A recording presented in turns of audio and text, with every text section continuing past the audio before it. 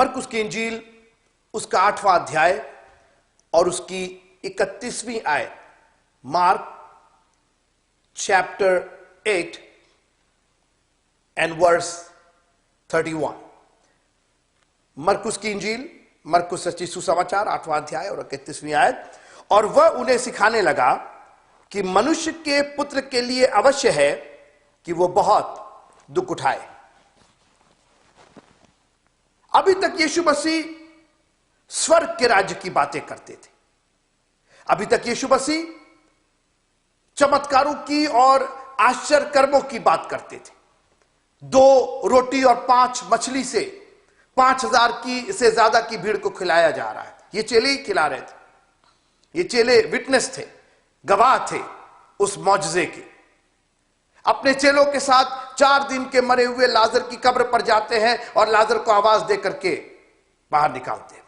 जरा सोचिए, कितनी उत्सुकता, कितनी जिंदगी, कितनी मसरत, कितनी खुशी इन चेलों को हो रही होगी। वाह, ऐसा गुरु मिला है हम लोग को, ऐसा हमारा लीडर मिला है जो पानी से दाखरस बनाता है साहब, जो अंधों की आंखों में थूकता है, जो जमीन पर थूक करके और उसका एक वो बनाता है मिट्टी से, और वो आंखों पर लगा देता है और अंधे देखने लगते हैं। अरे साहब, हमारा गुरु तो ऐसा है जो 12 साल से लहू बहने का जिसको रोग था, उसने सिर्फ उसके दामन को छुआ और वो चंगी हो गई। बड़ी बड़ी बातें, बड़ा गर्व था इनको, बड़ा उत्साह था इनको। और कई बार मित्रों, हमारी जिंदगियों में भी ऐसे ही होता है। बड़ा उत्साह होता है जब प्रभु के पीछे चलते हैं, आशीषें मिलती हैं। जब 2 मछली और 5 रोटी से 5000 से ज्यादा की भीड़ को खिलाते हुए और खाते हुए हम देख सकते हैं। अपनी जिंदगियों में हम एक के बाद एक आशीषें और आश्चर्य कर्म महसूस करते हैं। ऐसी ऐसी बातें, ऐसी ऐसी घटनाएं हमारी जिंदगियों में होती हैं कि हम सोचते हैं कि बस इससे बेहतर तो और कोई जिंदगी है ही नहीं। हम उत्साहित होते हैं और हम लालायित होते हैं ऐसी जिंदगी को पाने के लिए। हम चर्चे करते हैं इसकी, कोई बुराई नहीं, होना भी चाहिए। लेकिन यहां पर एकाएक पूरा दृश्य बदल जाता है। अब यीशु मसीह वो दृष्टांत नहीं बोल रहे हैं कि एक बीज बोने वाला निकला, वो दृष्टांत नहीं बोल रहे हैं कि एक व्यक्ति के पास 2 बेटे थे। अब वो स्वर्ग के राज्य की बातें कहां गई? अब वो 2 मछली और 5 रोटी से खिलाने वाली बातें, आश्चर्य कर्म कहां गया? पानी पर चलना कहां चला गया? और आंधी और तूफान को रोकना कहां चला गया? दृश्य बदल गया और वो उन्हें सिखाने लगा।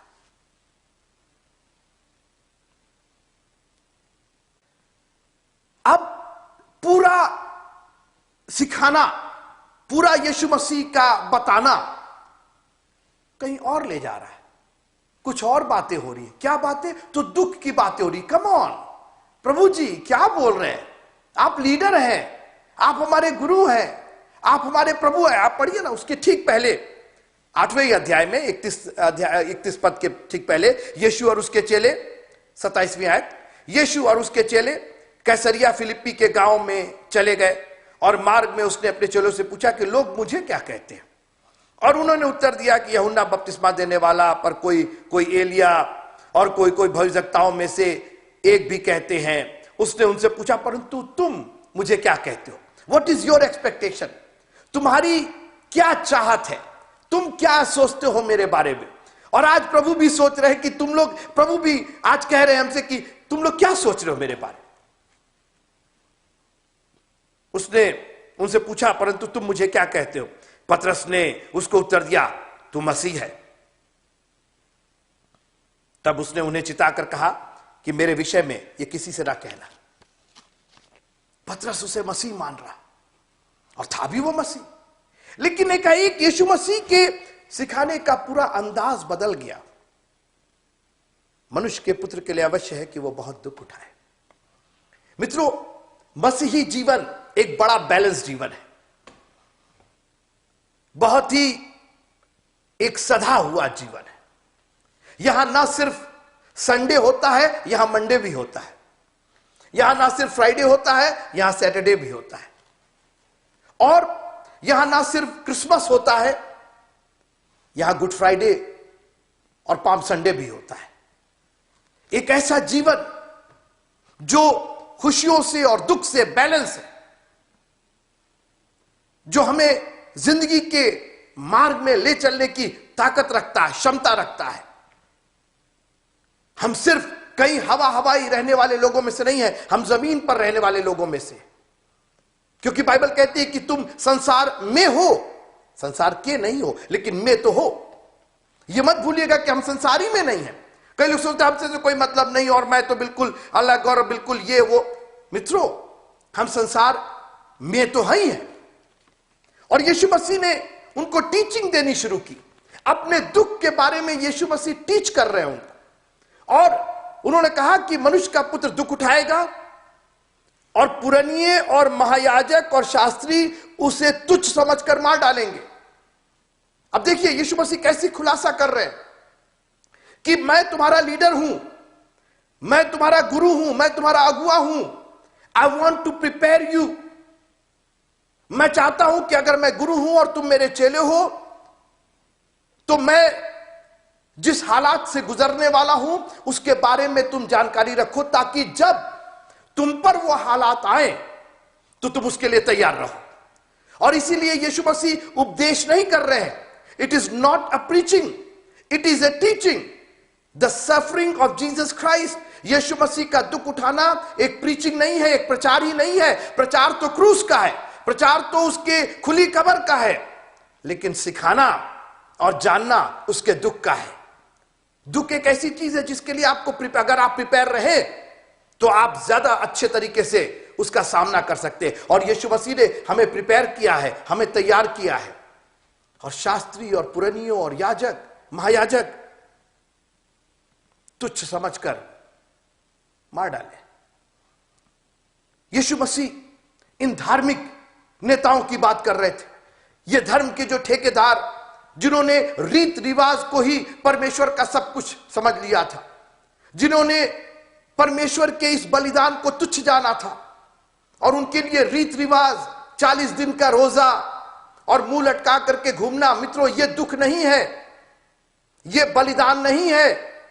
40 दिन तक अगर आप मीट ना खाइए तो ये बलिदान नहीं है, ये मन में कुड़ कुड़ करके आप रह रहे हैं। मन तो कर रहा है खाने का। अरे बलिदान तो वो है जब आप प्रभु के पीछे हर दिन चले, सिर्फ 40 रोज नहीं, जिंदगी के एक एक पल उसके लिए कुर्बान रहे, बलिदान रहे। और जब शास्त्री और फरीसी और महायाजक आपके खिलाफ आए तो आप उसको सहने के लिए, जब आप तुच्छ जाने जाएं, जब आपको कोई ओहदा ना मिले, जब कोई अहमियत ना मिले, और उसके बावजूद आप खड़े होकर के प्रभु की स्तुति करें, प्रभु की बड़ाई करें, प्रभु की प्रशंसा करें, उसके लिए अपना तन मन धन सब कुछ निछावर करने के लिए तैयार रहें। यीशु मसीह अपने दुख के बारे में सिखाने लगे। चेले घबरा गए, बोले ये क्या सिखाया जा रहा, ये कहां से आ गया?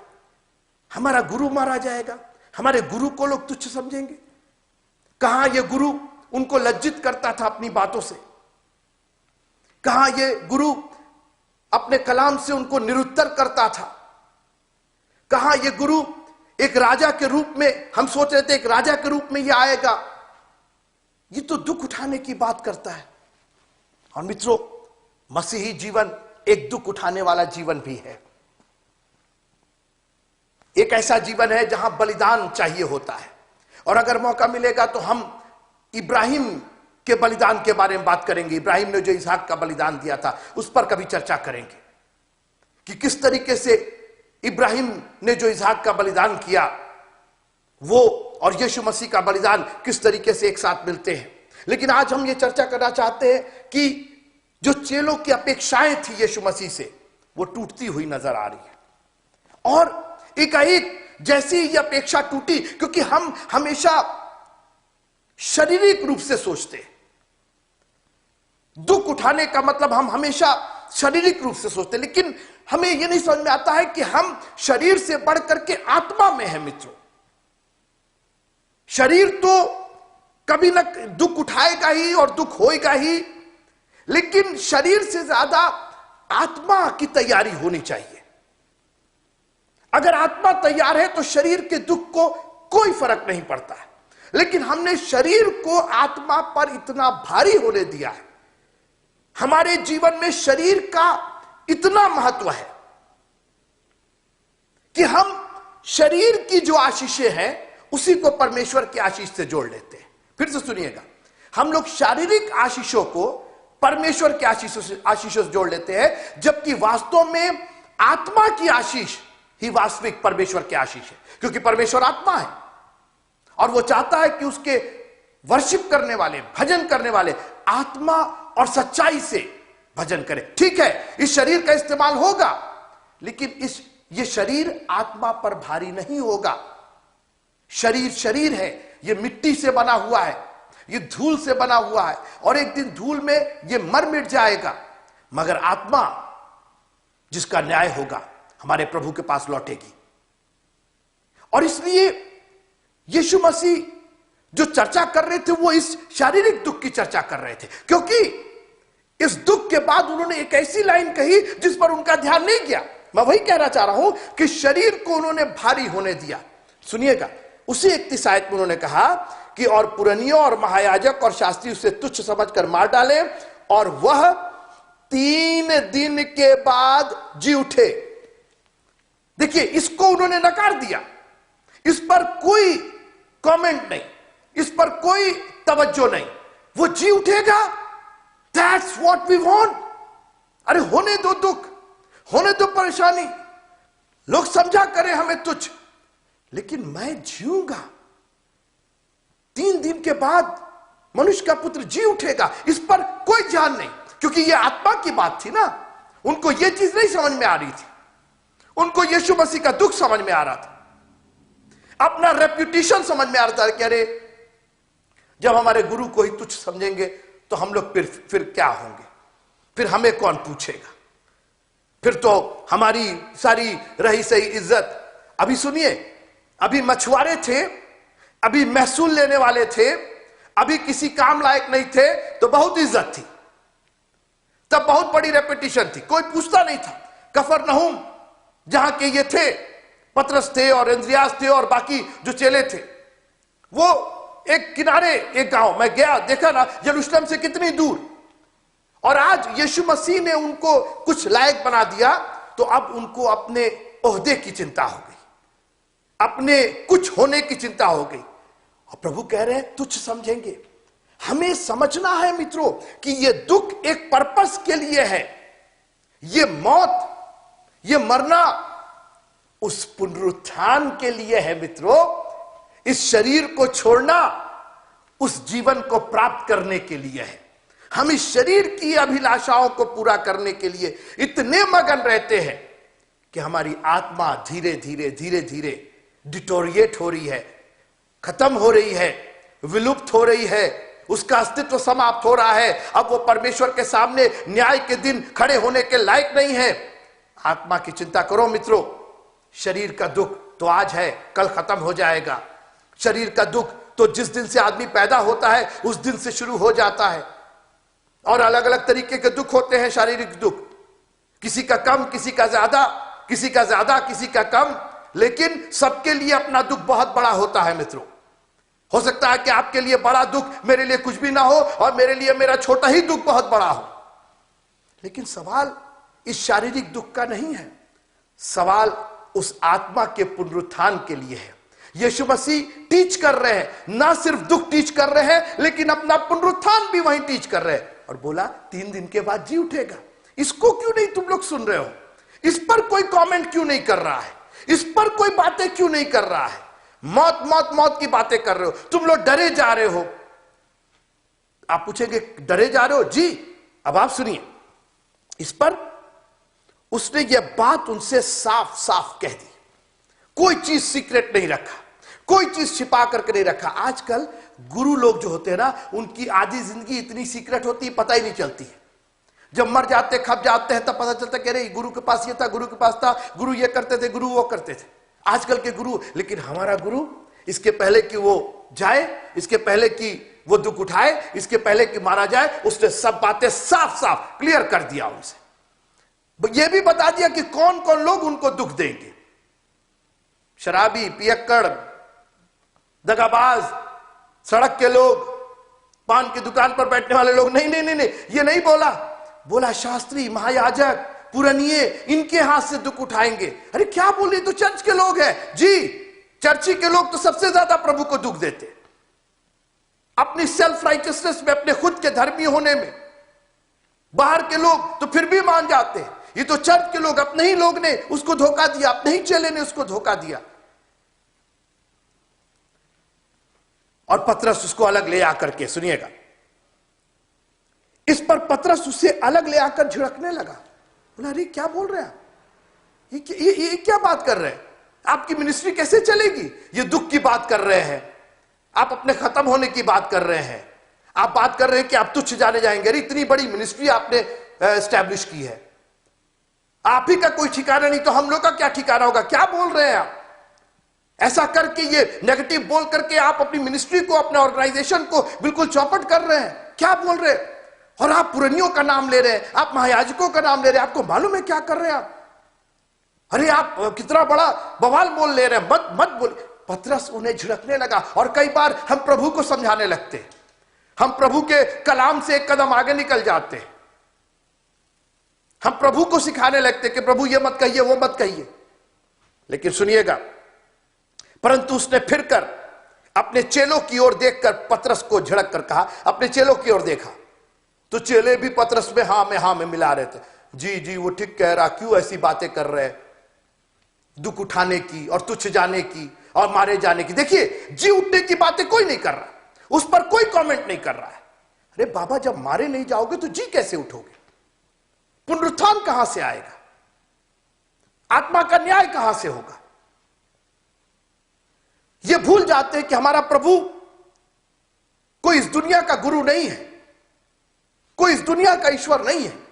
हमारा प्रभु सर्वशक्तिमान परमेश्वर है, जो दुख उठाने, मारे जाने के बाद जिंदा करने की ताकत रखता है। मित्रों, उसके पास ताकत है कि आप दुख उठाए, आप मारे जाए, कुछ भी हो, लेकिन और एक नहीं, दो नहीं, 4 दिन के मुर्दे को उसने जिंदा किया। Thank you Jesus. Yeshu Masih का जवाब सुनिए। हाँ पतरस, तुम ठीक कह रहे हो। अरे हम क्या बताया भाई, जान रहे हो ना, इतना प्रेशर है मेरे ऊपर, और मैं जो थोड़ा दुख की घड़ी है ना, तो मैं क्या क्या बोल जा रहा हूं मेरे को समझ ही में नहीं आ रहा है। सुनिएगा, परंतु उसने फिरकर अपने चेलों की ओर देखकर पतरस को झिड़क कर कहा कि हे शैतान, मेरे सामने से दूर हो। पतरस को नाम लेकर के नहीं पुकारा। अरे पतरस भैया क्या कर रहे हो, मान जाओ। बोला तेरे में तो शैतान समा गया, तू तो आत्मा की बातें समझ ही नहीं रहा है। अरे तू मेरा चेला है, मैं दुनिया के गुरु और दुनिया के अगुओं की बात नहीं कर रहा हूं। आई एम द वे, मार्ग मैं हूं, सत्य मैं हूं, जीवन मैं हूं। किसी ने यह दावा नहीं किया है मित्रों। सब जीवन की बातें करते हैं, सब मार्ग की बातें करते हैं, सब सच्चाई की बातें करते हैं। यीशु मसीह ने कहा मैं की बातें नहीं कर रहा हूं, मैं खुद जीवन हूं, मैं खुद मार्ग हूं, मैं खुद सच्चाई हूं। यानी सच्चाई बोल रही है, सच्चाई पर्सोनिफाई हो गई है, यानी मार्ग पर्सोनिफाई हो गया, व्यक्तिकरण हो गया है उसका। मार्ग ही बोल रहा है मैं मार्ग हूं, मैं मार्ग दिखाता नहीं हूं, मैं मार्ग बताता नहीं हूं। I am the way my self. दुनिया में किसी ने यह दावा नहीं किया। कभी इस पर विचार कीजिएगा कि हमारा प्रभु मार्ग दिखाता नहीं है, मार्ग बताता ही नहीं है, लेकिन स्वयं वो मार्ग है, स्वयं वो जीवन है। हे शैतान, मेरे सामने से दूर हो। क्या बोल रहा है तू? इतनी बड़ी योजना, परमेश्वर के उद्धार की इतनी बड़ी योजना, और उसमें तू चला आया झिड़कने के लिए। तेरी औकात क्या है? आज हम और आप मिट्टी, धूल, और हम परमेश्वर के कलाम से आगे निकले हुए, बजाय दुख उठाने की बातें सुन के, बजाय पुनरुत्थान को देखने के कि एक दिन खुदावंद हमें इस दुनिया से कहीं ऊपर, कहीं आगे ले जाना चाहता है। उसने सिर्फ दुख की चर्चा नहीं की मित्रों, उसने सिर्फ मारे जाने की चर्चा नहीं की, उसने पुनरुत्थान की भी चर्चा की और कहा 3 दिन के बाद जी उठेगा। ये क्यों भूल जा रहे हो? इस पर तुम्हारा ध्यान नहीं गया, तुम्हारा ध्यान दुख पर गया। क्योंकि वो शरीर था ना, शरीर की बातें आत्मा पर हावी हो जा रही। और इसीलिए हमारे चर्चेस आज शारीरिक चर्चेस रह गए। सुनिएगा कि हे शैतान मेरे सामने से दूर हो, क्योंकि तू परमेश्वर की बातों पर नहीं परंतु मनुष्यों की बातों पर मन लगाता है। सुना आपने? परमेश्वर की बातें पुनरुत्थान की बातें, जिंदगी की बातें, 3 दिन के बाद जी उठने की बातें। तू मनुष्य, तू दुख सोच रहा। मैंने दुख बताया जरूर है, मैं मारे जाने की बात कर रहा हूं, लेकिन मैं मर थोड़ी गया हूं। I am talking about the resurrection, I am talking about Easter. बड़े शान से तुम क्रिसमस मनाते हो, हमारा प्रभु आया। आया क्यों आया? शारीरिक तरीके से तो बहुत उत्साह मनाते हो, मगर जब आत्मिक बात होती है, जब उद्धार की बात हो रही है, जब पुनरुत्थान की बात हो रही है, जब मेरे जी उठने की बात हो रही है, तब तो तुम्हारा ध्यान कहीं और है। हे शैतान मेरे सामने से दूर हो। ये शैतानी बातें हैं मित्रों। पतरस के मुंह से शैतान बोल रहा था और यीशु मसीह ने पतरस को नहीं झिड़का, बोला ये पतरस तेरी गलती नहीं है, तेरे में शैतान समाया हुआ है। और मित्रों, जब भी हम शरीर की बातों पर, मनुष्यों की बातों पर मन लगाते हैं, ये रीत रिवाज, और खास करके ये ईस्टर में इतने रीत रिवाज जो कहीं किसी दूसरी कलीसिया, खासकर जो कैथलिक कलीसिया है, उसके द्वारा हम लोग को दी गई, और उस पर इतना मन लगाते हैं हम लोग। 40 दिन तक मीट नहीं खाएंगे, 40 दिन तक हम लोग शक्ल ऐसी बना कर रखे हैं, 40 दिन तक कोई खुशी का वो। ये मनुष्यों की बातों पर मन लगाना नहीं तो और क्या है? यीशु मसीह ने कहा, क्या कहा कि बता, जब मैं दुख उठाऊंगा तो खबरदार, अगर तुम लोग दिखाई दे गए किसी मीट दुकान पर तो तुम ही लोग का कीमा बना दो। कहीं यीशु मसीह ने कहा कि खबरदार कोई ऐसा काम 40 दिन में नहीं करोगे, कोई खुशी का काम नहीं करोगे, कोई शादी नहीं होगी, कोई मंगनी नहीं होगी। अरे बाबू, मैं बात कर रहा हूं 3 दिन के बाद जी उठने की। तुम लोग क्या तमाशा किए हो? तुम लोग बताइए, इतना बड़ा master plan, the master plan of God, उद्धार का इतना बड़ा प्रोग्राम जो परमेश्वर ने मनुष्यों के लिए तैयार किया, उसमें पतरस जी आगे बोले ना ना ना, झिड़क दिया यीशु मसीह को, ना ऐसा मत कर, दुख वाली बात मत कर, ये सब बात ना कर, पंगा मत ले महायाजकों से और पुरानियों से, इन लोग के बदौलत तो हम लोग।